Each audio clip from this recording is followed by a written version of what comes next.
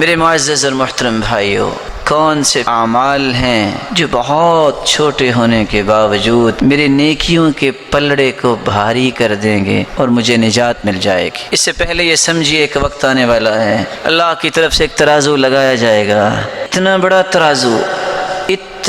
ترازو لو وضعت السماوات والارض ومن فيهن في كفة لوسعتهن، ساتوں آسمان اور ساتوں زمینیں اگر ایک پلڑے میں قیامت کے دن رکھ دیے جائیں گی تو ایک پلڑا بھی بھرے گا نہیں، اتنا بڑا ترازو۔ لیکن کون سے اعمال ہیں کہ پلڑا بھرے گا؟ سب سے پہلا عمل التوحید، کلمۃ التوحید، لا الہ الا اللہ، جس توحید کے لیے اللہ ذو الجلال نے انبیاء کو بھیجا، جس توحید کے بغیر انسان کی نہ دنیا میں نجات نہ آخرت میں نجات، جس توحید کو عام کرنے کے لیے انبیاء کو مبعوث کیا۔ قیامت کا دن ہوگا، لمبی حدیث ہے، ایک آدمی کی کوئی نیکی نہیں نکلے گی، سوچے گا مارا گیا، اللہ کی طرف سے اس سے کہا جائے گا پریشان نہیں ہونا، ایک نیکی ہمارے پاس تیری ہے۔ اللہ وہ کون سی نیکی ہے؟ فرشتہ اس وقت لے کے آئے گا، کیا لے کے آئے گا؟ ایک بطاقہ، ایک چھوٹا سا کارڈ لے کے آئے گا، اس پہ لکھا کیا ہوگا؟ لا الہ الا اللہ۔ اس بندے نے لا الہ الا اللہ کہا، اس کے تقاضوں کو پورا کیا۔ وہ پھر سوچے گا اتنے گناہوں کے انبار اور لا الہ الا اللہ توحید کا کلمہ، اس کا موازنہ کیسے کریں گے؟ فتوضع البطاقہ فی کفہ وتوضع السجلات فی کفہ، سارے برائیوں کے رجسٹر ایک پلڑے میں، جب اس کارڈ کو دوسرے پلڑے میں رکھا جائے گا تو ساری برائیوں کے وہ رجسٹر اٹھ جائیں گے۔ فطاشت السجلات فلا يثقل مع اسم اللہ شیء، اس کے اس کارڈ کی وجہ سے ہی، اس کلمے کی وجہ سے ہی نیکیوں کا پلڑا بھاری ہوگا اور اللہ اسے جنت میں بھیج دیں گے۔ میں آپ سے گزارش کروں گا زندگی کے اندر توحید میں کوئی فرق نہ آنے دینا۔ اور حدیث کیا کہتی ہے؟ وَإِن قُطِعْتَ أَوْ حُرِّقْتَ، تمہارے ٹکڑے کر دیے جائیں، تمہیں جلا دیا جائے، توحید پہ کوئی کمپرومائز نہیں ہے، کوئی کمپرومائز نہیں۔ توحید ہی تو میرے اور آپ کی دنیا اور آخرت کی کامیابی کا راز ہے، اور یہ بات سمجھنی چاہیے جو قرآن نے کہہ دی ہے، الذین آمنوا ولم يلبسوا ایمانهم بظلم اولئک لهم الامن وهم مہتدون، جو ایمان لانے کے بعد شرک کی آمیزش نہیں کرتے، اپنی توحید کو خالص کرتے ہیں۔ اللہ نے دو انعام رکھے ہیں، فکری امن، قولی امن، معاشرتی امن۔ امن کی نعمت اللہ دیتا ہی اس کو ہے جس کی توحید خالص ہوتی ہے۔ وَهُمْ مُهْتَدُونَ، اور صراط مستقیم پہ گامزن ہونے والے ہدایت یافتہ لوگ ہیں ہی وہ جن کی توحید میں کوئی خلل نہیں ہے۔ توحید کے ساتھ میں آپ سے ادباً یہ کہوں گا، اور یہ تحفہ سمجھیے آج کی مجلس کا، کثرت سے لا الہ الا اللہ پڑھا کریں۔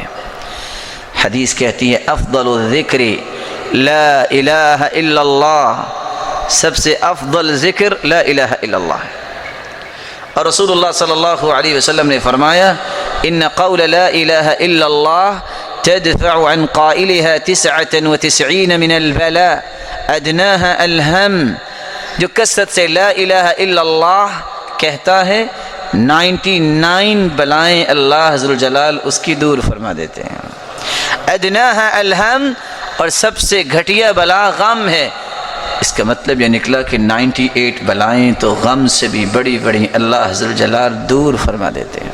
رسول اللہ صلی اللہ علیہ وسلم نے فرمایا من لازم الاستغفار جعل اللہ لہ من کل ہم فرجا ومن کل ضیق مخرجا ورزقہ من حیث لا یحتسب، جو استغفار کو لازم پکڑتا ہے، اور دوسری روایت کے لفظ من اکثر الاستغفار، جو کثرت سے استغفار کرتا ہے، جعل اللہ لہ من کل ہم فرجا، اس کی بخشش تو ہوگی قیامت کے دن، اللہ انعامات سے تو نوازیں گے، لیکن دنیا میں بھی اللہ رب العزت اس کے غم کو خوشی میں تبدیل فرما دیتے، ومن کل ضیق مخرجا، اور اس کی تنگی کو آسانی بنا دیتے ہیں، ورزقہ من حیث لا یحتسب، اور اللہ رب العزت وہاں سے اس کو رزق عطا کرتے ہیں دنیا میں جہاں سے اس کا گمان بھی نہیں ہو۔ اور قرآن مجید میں اللہ رب العزت اس لیے فرماتے ہیں، نوح علیہ السلام کی حکایت کرتے ہیں، فَقُلْتُ اسْتَغْفِرُوا رَبَّكُمْ إِنَّهُ كَانَ غَفَّارًا يُرْسِلِ السَّمَاءَ عَلَيْكُمْ مِدْرَارًا وَيُمْدِدْكُمْ بِأَمْوَالٍ وَبَنِينَ وَيَجْعَلْ لَكُمْ جَنَّاتٍ وَيَجْعَلْ لَكُمْ أَنْهَارًا مَا لَكُمْ لَا تَرْجُونَ لِلَّهِ وَقَارًا۔ تم استغفار کر لو، اللہ رب العزت تمہارے گناہوں کو معاف فرما دیں گے۔ یرسل السماء علیکم مدرارا، یہ پانی انسانی زندگی کا راز ہے، تم پہ موسلا دھار بارشیں اللہ برسائیں گے۔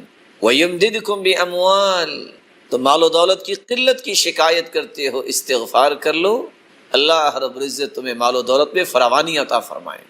وَبَنِينَ، تم اولاد کی نعمت کو ترستے ہو، استغفار کر لو، اللہ تمہیں اولاد کی نعمت سے نواز دیں گے۔ وَيَجْعَلْ لَكُمْ جَنَّاتٍ، تم پھلوں سے ترستے ہو، اللہ تمہیں باغات کا مالک بنا دے۔ وَيَجْعَلْ لَكُمْ أَنْهَارًا، تم پانی کی بوند بوند سے ترستے ہو، اللہ رب العزت تو تمہارے لیے نہریں جاری کر دیں گے، نہروں کا بندوبست فرما دیں گے۔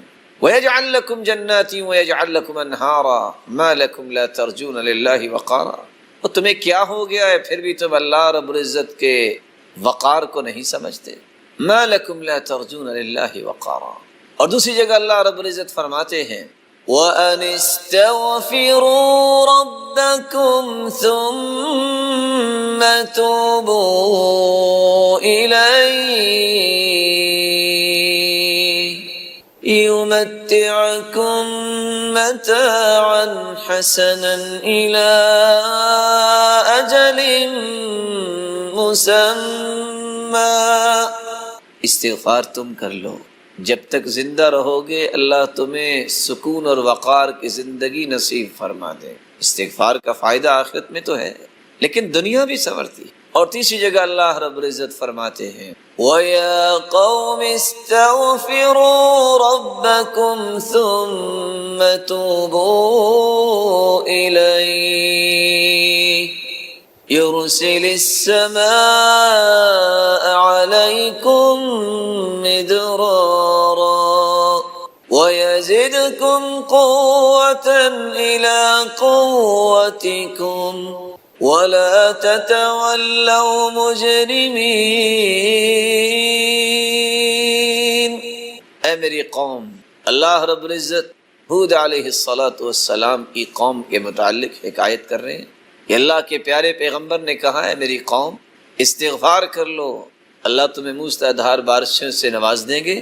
وَيَزِدْكُمْ قُوَّةً إِلَىٰ قُوَّتِكُمْ، تم اگر کوئی کمزوری محسوس کرتے ہو تو تمہاری کمزوریوں کو اللہ قوتوں میں تبدیل فرما دیں گے۔ وَيَزِدْكُمْ قُوَّةً إِلَىٰ قُوَّتِكُمْ، کسی کے پاس مالی کمزوری ہے، خاندانی کمزوری ہے، ملی کمزوری ہے، ان تمام کمزوریوں کو اللہ رب العزت قوتوں میں تبدیل فرما دیں گے۔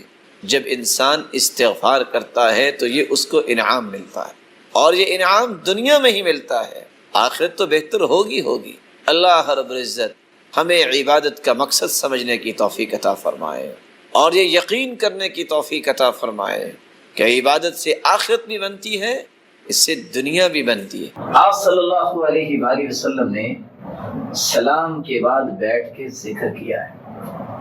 ان اذکار سے، ان دعاؤں سے فرار حاصل کرنا یہ اصل میں خسارے کا کام ہے، اور میری سمجھ سے باہر ہے کہ وہ بیچارے جن کو میں فکری مسکین ہی کہہ سکتا ہوں، اللہ تعالیٰ ان کے حال پہ رحم فرمائے، جو امت کو بجائے یہ ذکر سکھانے، یہ دعائیں سکھانے کے بعد، سلام پھیرنے کے بعد کچھ پڑھنے کی بجائے نہ جانے کیا پڑھتے ہیں، ہاتھ اٹھتے ہیں اللہم انت السلام و منک السلام و الیک یرجع السلام فحینا ربنا بالسلام کہہ کے چہرے پہ ہاتھ پھیر کے کہتے ہیں دعا بھی ہوگی، سب کچھ ہو کر لوگ چلے جاتے ہیں۔ جب تک بندہ اپنی جگہ پہ بیٹھ کے ذکر کرتا ہے، اتنے فرشتے آسمانوں سے اترتے ہیں حتی یملأ ما بین السماء والارض، زمین اور آسمان کا خلا فرشتوں سے بھر جاتا ہے، جو 3 دعائیں کرتے ہیں، یا اللہ اسے معاف کر دے، اس پہ رحمت فرما، اس کی توبہ کو قبول فرما۔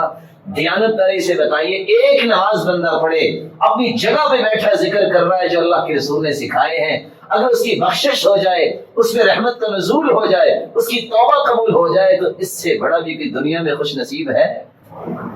اس لیے میرے معزز، میرے محترم، ان دعاؤں کو یاد کیجئے، ان اذکار کو یاد کیجئے۔ سلام کہنے کے بعد ہمیں کیا کرنا چاہیے؟ رسول اللہ صلی اللہ علیہ وسلم کے صحابی عبداللہ ابن عباس رضی اللہ تعالیٰ عنہ سے مروی ہے اور فرماتے ہیں كنا نعرف انقضاء صلاة النبی صلی اللہ علیہ وسلم بالتکبیر، جب نماز ختم ہوتی تو ہمیں پتہ چل جاتا، کیسے؟ صحابہ کرام کہتے اللہ اکبر، پتہ کیسے چلتا کہ نماز ختم ہو گئی ہے؟ سلام کہنے کے بعد اللہ اکبر الفاظ بولتے ہیں، تکبیر، اللہ اکبر کہنے کے بعد رسول اللہ صلی اللہ علیہ وسلم جب سلام پھیرتے استغفر ثلاثا، 3 مرتبہ استغفر اللہ استغفر اللہ استغفر اللہ کہتے، وقال، اور پھر یہ کہتے اللہم انت السلام ومنک السلام تبارکت یا ذا الجلال والاکرام، ان الفاظ کو بھی ادا کیا کرتے۔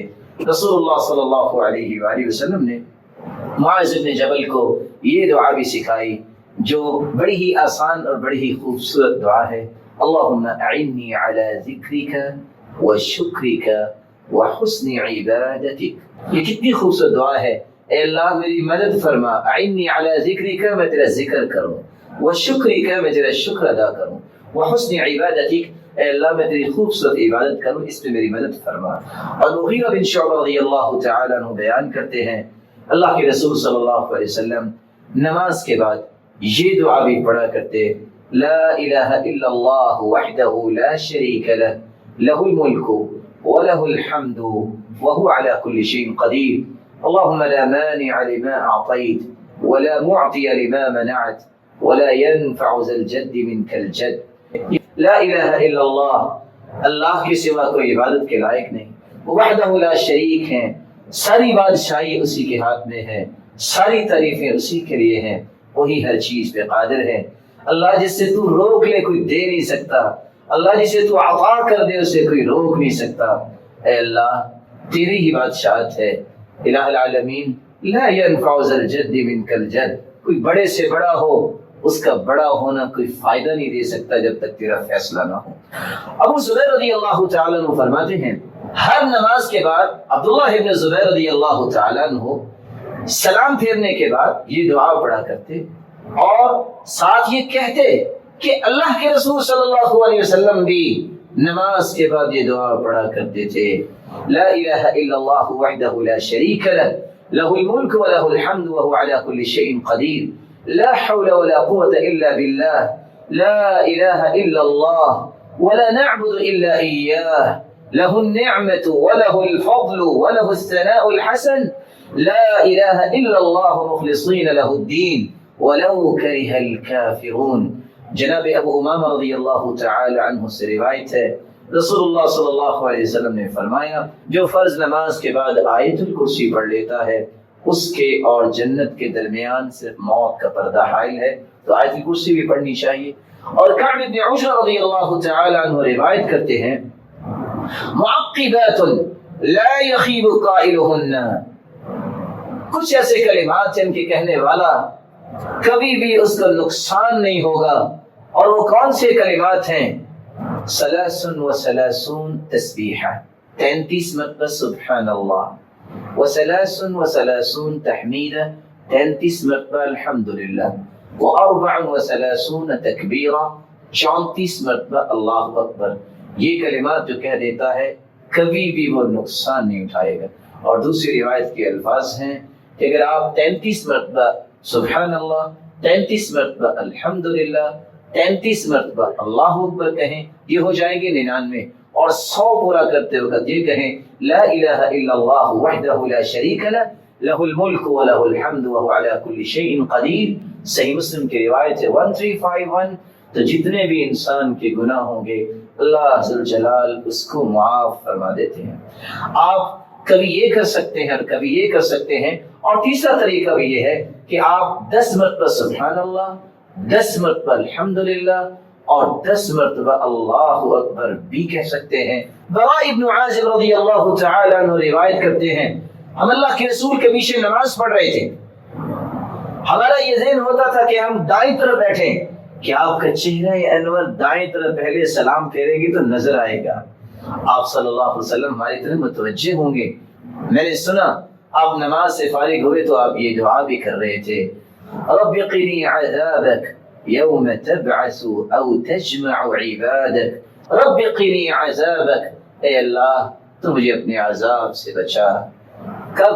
یوم تبعث عبادک او تجمع عبادک، جب تو پوری کائنات کو اپنے پاس جمع کرے گا۔ یہ وہ دعائیں ہیں جو رسول اللہ صلی اللہ علیہ وسلم سلام کے بعد مانگا کر۔ ایک مسلمان جب قرآن مجید کی تلاوت کرے، جب قرآن مجید کو پڑھے، اس کے سامنے کون سے اہداف ہونے چاہیے، کون سے مقاصد ہونے چاہیے؟ بندہ مومن جس کو توفیق مل جائے کہ میں نے قرآن کو پڑھنا ہے، اسے چاہیے کہ 5 اہداف کو سامنے رکھے۔ سب سے پہلا ہدف قراءۃ القرآن بقصد العلم والمعرفہ، قرآن اس نظریے سے پڑھے کائنات میں سب سے بڑا علم قرآن کا علم، سب سے بڑی معرفت قرآن کی معرفت ہے۔ سیدنا عبداللہ ابن مسعود رضی اللہ تعالی عنہ وارضاہ اس لیے کہا کرتے تھے اذا اردتم العلم فانثروا هذا المصحف فإن فيه علم الاولین والآخرین۔ اذا اردتم العلم، اگر تمہارے اندر علم کی خواہش پیدا ہو جائے کہ میں نے علم سیکھنا ہے، مجھے معرفت و عرفان چاہیے، مجھے پہچان چاہیے، اگر تم زندگی کے حقائق کا ادراک کرنا چاہتے ہو تو اس قرآن کو کھول لیا کرو۔ فإن فيه علم الاولین والآخرین، اس قرآن کے اندر پہلی تمام الہامی کتابوں کا بھی علم ہے، والآخرین، اور قیامت تک آنے والی انسانیت کی ضروریات کا بھی علم ہے۔ یہی وجہ ہے مسروق ابن الاجدع کہا کرتے تھے ما نسأل اصحاب محمد صلی اللہ علیہ وسلم عن شيء الا وعلمهم في القرآن ولكن قصر علمنا منه۔ ہم جب بھی صحابہ کرام رضی اللہ عنہم وارضاہم سے کوئی سوال کرتے تو وہ جواب قرآن مجید سے دیتے، ولیکن قصر علمنا منہ، آج ہمارا علم ناقص ہو گیا ہے، اس لیے ہمیں قرآن سے جواب نہیں ملتا۔ رسول اللہ صلی اللہ علیہ وسلم کے صحابی ابو ہریرہ رضی اللہ تعالی عنہ اس لیے کہا کرتے تھے البیت الذی یتلی فیہ کتاب اللہ کیسر خیرہ، وہ گھر جس میں اللہ کی کتاب کی تلاوت کی جاتی ہے اس گھر کی خیر و برکت زیادہ ہو جاتی ہے۔ وحضرته الملائکہ، اور اس گھر میں اللہ کے نورانی فرشتے حاضر ہو جاتے ہیں۔ وخرجت منہ الشیاطین، اور شیاطین اس گھر سے بھاگ جاتے ہیں۔ والبیت الذی لا یتلی فیہ کتاب اللہ، اور وہ گھر جس گھر میں اللہ کے کلام کی تلاوت نہ ہو قل خیرہ ضاق بأہلہ، وہ گھر تنگی داماں کی شکایت کرتا ہے۔ وقل خیرہ، اور اس گھر کی خیر و برکت ختم ہو جاتی ہے۔ وحضرته الشیاطین، اور شیاطین اس گھر میں ڈیرے جما لیتے ہیں۔ وخرجت منہ الملائکہ، اور نورانی فرشتے اللہ کی رحمت کے فرشتے اس گھر سے چلے جاتے ہیں۔ رسول اللہ صلی اللہ علیہ وسلم پر قرآن نازل ہوا، اس میں واقعتاً سب سے بڑی علم و معرفت ہے۔ آج ٹیکنالوجی کے نام پہ اپنے آپ کو مرعوب کرنے والے سوچیں، قرآن مجید نے تو اس کا بھی حکم دیا، قرآن مجید نے تو اس کی بھی حقیقت کھولی۔ وَأَنزَلْنَا الْحَدِيدَ فِيهِ بَأْسٌ شَدِيدٌ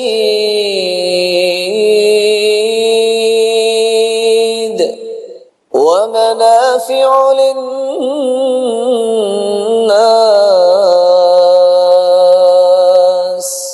لوہے کو ہم نے اتارا ہے، اس میں پروفٹ بھی ہے اور پاور بھی ہے۔ پوری کی پوری ٹیکنالوجی اس آیت کے گرد طواف کرتی نظر آتی ہے، اور آج لاکھوں میں گلیکٹک سسٹم قرآن مجید کی ایک آیت کو اگر انسان سمجھ لے تو اس کا طواف کرتے نظر آتا ہے۔ قرآن مجید میں اللہ رب العزت فرماتے ہیں وَالشَّمْسُ تَجْرِي لِمُسْتَقَرٍّ لَهَا، اور دوسری جگہ فرمایا إِنَّ فِي خَلْقِ السَّمَاوَاتِ وَالْأَرْضِ وَاخْتِلَافِ اللَّيْلِ وَالنَّهَارِ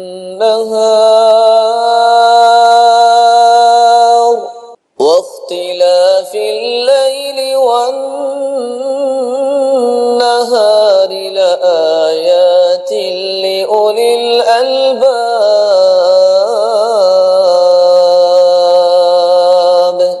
یہ دن رات کی آمد و رفت میں نشانیاں اللہ نے رکھی ہیں عقل والوں کے لیے۔ سورج اپنے مدار پہ ہے، چاند اپنی جگہ گردش کر رہا ہے۔ ستاروں کے بارے میں اللہ رب العزت فرماتے ہیں کل فی فلک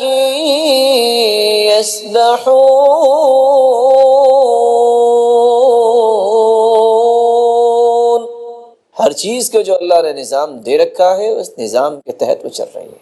اس لیے قرآن مجید کو پڑھتے وقت سب سے پہلا ہدف یہ ہونا چاہیے کہ مجھے سب سے بڑی معرفت اور علم مل جائے، اور سب سے بڑی معرفت اور علم یہ ہے کہ انسان اپنے خالق کو پہچانے کہ مجھے پیدا کس نے کیا، مجھے رزق کون دیتا ہے، میری زندگی کی تدبیر کون کرتا ہے، مجھے کل قیامت کے دن کس کے سامنے کھڑا ہونا ہے، مرنے کے بعد مجھ سے پوچھا جائے گا تو کس رب کے بارے میں پوچھا جائے گا۔ یہ علم ملتا ہے تو انسان کو قرآن سے ملتا ہے، یہ معرفت ملتی ہے تو قرآن پڑھنے سے ملتی ہے۔ قرآن مجید پڑھنے کا دوسرا ہدف قراءۃ القرآن بقصد الثواب والاجر، اس نیت سے قرآن پڑھا جائے کہ اس کے پڑھنے سے بہت بڑا اجر ملتا ہے، بہت بڑا ثواب ملتا ہے، انسان کے درجات بلند ہوتے ہیں اور انسان قیامت کے دن جنت کی پروازوں میں نظر آئے گا، تو اس قرآن کی تلاوت کی وجہ سے۔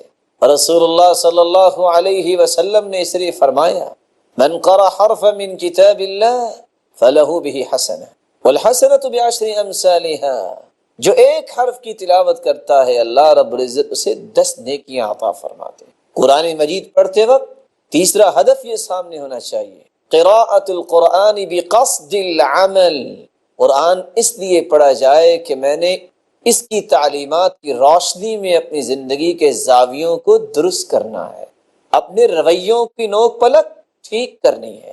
آجری اس لیے فرماتے ہیں قرآن کی تلاوت صحیح وہ کرتا ہے جو قرآن کو کھول کے بیٹھ جاتا ہے، جب متقین کا تذکرہ آتا ہے تو رک کر سوال کرتا ہے میرے مالک یہ تو متقین ہیں اور تقوی اختیار کرنے والے ہیں اور یہ ان کا انعام ہے، میں کب متقین کے صف میں کھڑا ہوں گا۔ فائزین کا تذکرہ آتا ہے تو کہتا ہے میرے مالک میں کب کامیاب لوگوں میں شامل ہوں گا۔ صابرین کا تذکرہ آتا ہے تو رک کر سوال کرتا ہے متی اکون من الصابرین، متی اکون من المتقین، متی اکون من الفائزین، میں کب صبر کرنے والوں کی صف میں کھڑا ہوں گا۔ خواہش نفس کو کنٹرول کرنا اور اس کو توڑنے والوں کا تذکرہ آتا ہے تو کہتا ہے اے اللہ میں ان لوگوں کے صف میں کیسے آؤں گا جنہوں نے تیری رضا کے لیے سب کچھ چھوڑ دیا۔ رسول اللہ صلی اللہ علیہ وسلم نے تو اس قرآن کے ذریعے ہی تبدیلی پیدا کی، اور حسن بصری رحمۃ اللہ علیہ کہا کرتے تھے امر الناس ان يعملوا بالقرآن، لوگوں کو حکم دیا گیا کہ وہ قرآن پڑھیں اور قرآن پہ عمل کریں، فاتخذوا تلاوته عملا، انہوں نے اس کی تلاوت کو ہی عمل سمجھ لیا۔ اللہ رب العزت ہمیں قرآن مجید کو علم و معرفت کے لیے اور عمل کے لیے پڑھنے کی توفیق عطا فرمائے۔ قرآن مجید کو پڑھا جائے تو عمل کے لیے پڑھا جائے، کیونکہ صحابہ کرام رضوان اللہ تعالی علیہم اجمعین کا معمول یہ تھا۔ عثمان رضی اللہ تعالی عنہ فرماتے ہیں كان اذا تعلم احد منا 10 آیات لم يجاوزهن حتى يعرف معانيهن والعمل بهن۔ ہم میں سے ہر شخص جب 10 آیتیں سیکھ لیتا اس وقت تک 11ویں آیت نہ پڑھتا جب تک ان 10 آیات کے مفاہیم کو نہ سمجھ لیتا اور اس کے مطابق عمل نہ کر لیتا۔ كنا نتعلم العلم والعمل معا، ہم علم بھی سیکھتے اور عمل بھی سیکھتے۔ قرآن مجید پڑھنے کا چوتھا ہدف قراءۃ القرآن بقصد مناجات اللہ سبحانہ وتعالی۔ قرآن پڑھا جائے تو اس نظریے سے کہ میں اپنے رب سے ہم کلام ہونے لگا ہوں، میں اپنے مالک سے مناجات کرنے لگا ہوں۔ رسول اللہ صلی اللہ علیہ وسلم قرآن ایسے ہی پڑھا کرتے تھے۔ یہ وصف کسی کو سمجھ میں آ جائے تو پھر قرآن کی لذتیں کچھ اور ہوتی ہیں، قرآن کی حلاوتیں پھر اس کو نصیب ہو جاتی ہیں۔ ایک ایک آیت پہ راتیں گزر جاتی ہیں، کیسے رسول اللہ صلی اللہ علیہ وسلم نے ایک آیت پہ رات گزار دی۔ ان تعذبهم فإنهم عبادك وإن تغفر لهم فإنك أنت العزيز الحكيم۔ اے میرے مالک، اگر تو اپنی مخلوق کو عذاب دے تو یہ تیرے بندے ہیں اور تجھے کوئی پوچھنے والا تو نہیں ہے، اور اگر تو ان کو معاف کر دے تو میرے مالک تو معاف تو کر سکتا ہے، تو نے کسی سے مشورہ تو نہیں کرنا۔ کس طرح صحابہ کرام کی زندگیوں میں بھی یہ چیز تھی، قرآن مجید کی ایک ایک آیت پہ رات گزار دیتے ہیں۔ کس طرح اسماء رضی اللہ تعالی عنہ ایک آیت کو بار بار پڑھ رہی ہیں۔ راوی روایت کرتے ہیں عشاء کی نماز پڑھنے کے بعد میں آیا اور وہ اللہ کے سامنے کھڑی ہے اور یہ آیت پڑھ رہی ہے فَمَنَّ اللَّهُ عَلَيْنَا وَوَقَانَا عَذَابَ السَّمُومِ۔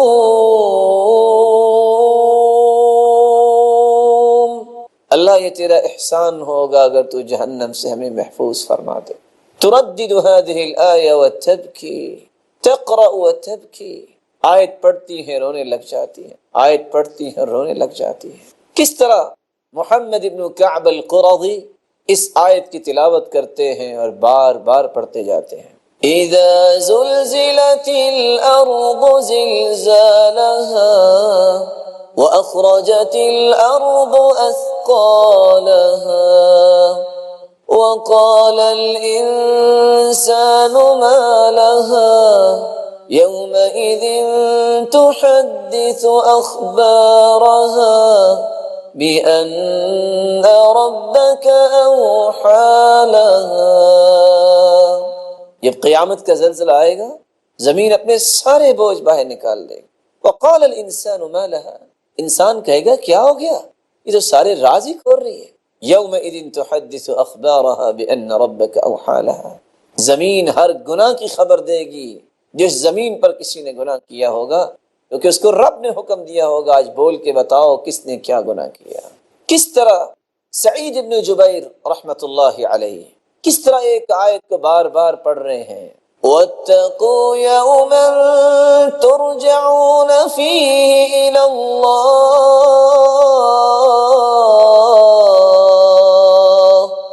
ثُمَّ تُوَفَّى كُلُّ نَفْسٍ مَا كَسَبَتْ وَهُمْ لَا يُظْلَمُونَ۔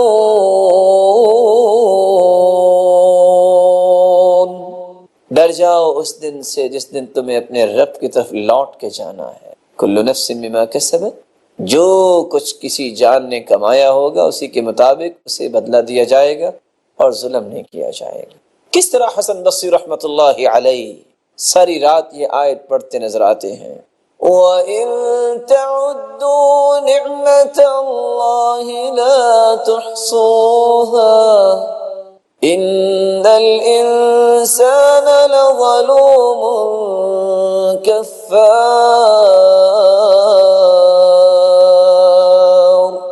اگر تم اللہ کی نعمتوں کا شمار کرنا چاہو تو شمار کرنا ممکن نہیں۔ اتنی نعمتوں کے مل جانے کے بعد بھی انسان ناشکری کرتا ہے، اپنی جان پہ ظلم کرتا ہے. کیسے ظلم کرتا ہے؟ جب وہ اللہ کی ناشکری کرے گا تو اللہ کیسے اسے نعمتوں سے نوازیں گے؟ کس طرح تمیم داری ایک ہی آیت کو ساری رات پڑھ رہے ہیں یہاں تک صبح ہو جاتی ہے. ام حسب الذین اجترحوا السیئات ان نجعلهم كالذين آمنوا وعملوا الصالحات سواء محياهم ومماتهم ساء ما يحكمون. ام حسب الذين اجترحوا السيئات ان نجعلهم كالذين آمنوا، جنہوں نے گناہ کیے ان کا گمان یہ ہے کہ ہمیں بھی بدلہ ان کی طرح ملے گا جنہوں نے صالح اعمال کیے. یہ نہیں ہو سکتا، ہر ایک کو اس کے عمل کا بدلہ ہی ملے گا. سلف کی عادت یہ تھی کہ وہ ایک ایک آیت پہ رات گزار دیا کرتے تھے. ابن القیم رحمۃ اللہ علیہ سے فرمایا کرتے تھے هذه عادت السلف يردد احدهم الآیۃ الى الصبح. یہ سلف کی عادت تھی، ایک ہی آیت کو بار بار پڑھتے پڑھتے ساری رات گزار دیتے، کیونکہ ان کو قرآن پڑھنے میں لذت ملتی تھی. وہ اللہ سے مناجات کے نظریے سے قرآن پڑھتے تھے، اللہ سے ہم کلام ہونے کے لیے وہ قرآن پڑھتے تھے. اور امام نووی رحمۃ اللہ علیہ فرماتے ہیں وَقَدْ بَاتَ جَمَاعَةٌ مِنَ السَّلَفِ يَتْلُو الْوَاحِدُ مِنْهُمُ الْآيَةَ الْوَاحِدَةَ لَيْلَةً كَامِلَةً أَوْ مُعْظَمَهَا يَتَدَبَّرُهَا عِنْدَ الْقِرَاءَةِ. سلف صالحین کی ایک جماعت ساری رات ایک آیت یا آیت کا ایک حصہ تدبر اور تفکر کے لیے پڑھتے پڑھتے گزار دیا کرتے. قرآن مجید کی تلاوت کا 5واں ہدف قراءۃ القرآن بقصد الاستشفاء به. قرآن پڑھا جائے تو اس لیے کہ اس میں شفا ہے، اس میں روحانی شفا بھی ہے اور جسمانی شفا بھی ہے. اللہ رب العزت قرآن مجید میں فرماتے ہیں وَنُنَزِّلُ مِنَ الْقُرْآنِ مَا هُوَ شِفَاءٌ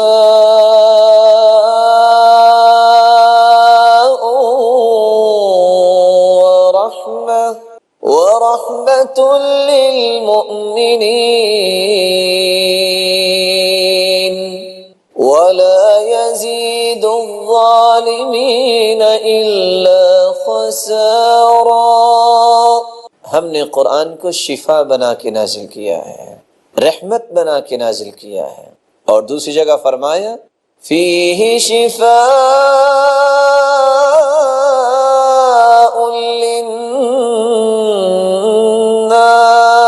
للناس وہدی ورحمہ. اس قرآن میں شفا ہے اور ہدایت ہے اور رحمت ہے. اور تیسری جگہ فرمایا قل هو للذین آمنوا ہدی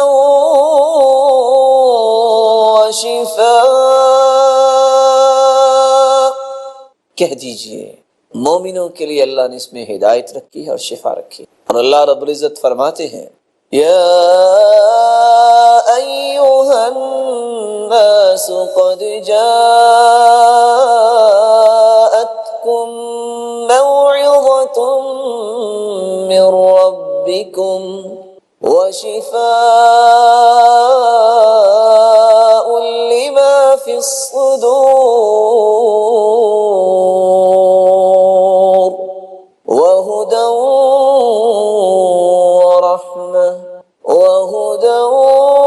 ورحمۃ للمؤمنین. اے لوگو، اللہ کی طرف سے خوبصورت نصیحت آئی ہے اور شفا ہے، سینے کی روگ کو ختم کرنے والی ہے یہ کتاب. جسمانی بیماریاں، روحانی بیماریاں اور دلوں کا روگ اس قرآن سے ختم ہوتا ہے. وَهُدًى وَرَحْمَةٌ لِّلْمُؤْمِنِينَ. اللہ تعالیٰ نے مومنوں کے لیے اس کو ہدایت بنایا ہے اور رحمت بنایا ہے. اللہ رب العزت ہمیں ان اہداف کو سامنے رکھتے ہوئے قرآن کی تلاوت کی توفیق عطا فرمائے، اور اللہ رب العزت انہی مقاصد کو حاصل کرنے کے لیے ہمیں قرآن پڑھنے کی توفیق عطا فرمائے. اللہ رب العزت ہمیں قرآنی برکات سے نواز دے اور ہمیں روحانی اور جسمانی شفا نصیب فرمائے، اور صاحب قرآن کی رفاقت نصیب فرمائے اور اپنے دیدار کا مستحق بنائے۔